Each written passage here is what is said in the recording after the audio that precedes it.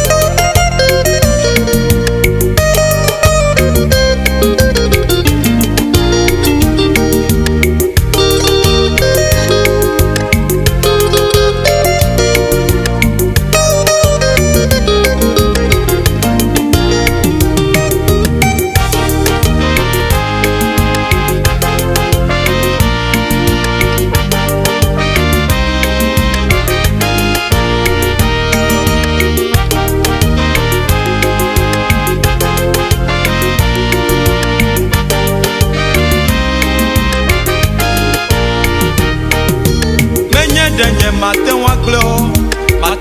kle hafi Metina benye wona no me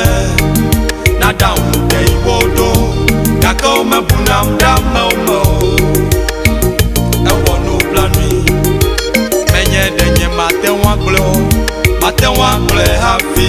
Metina benye wona no me Na susu de iwodo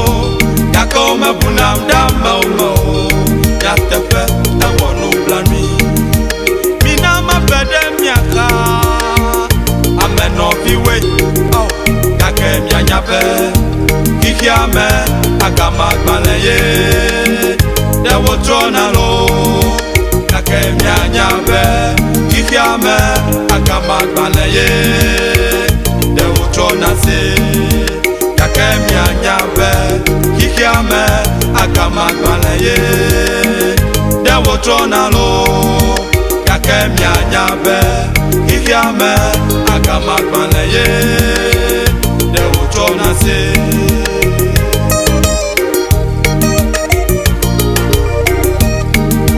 Menye denye matenwa kule hafi Metina benye wona no wome Ne susu de iwodo Kaka ome bunam dame umo Ewo no planui Menye denye matenwa kule hafi Metina benye wona no wome Na down de iwodo Kaka ome bunam dame umo Yatefe ewo no planui Mina mapede miaka Ameno viwe Oh Kake mianyabe Kikia me Agama gbaleye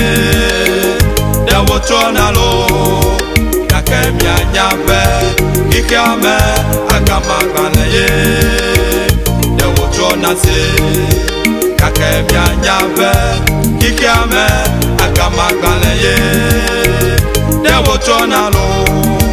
Kake mianyabe Shigame agama kwalaye de wotona se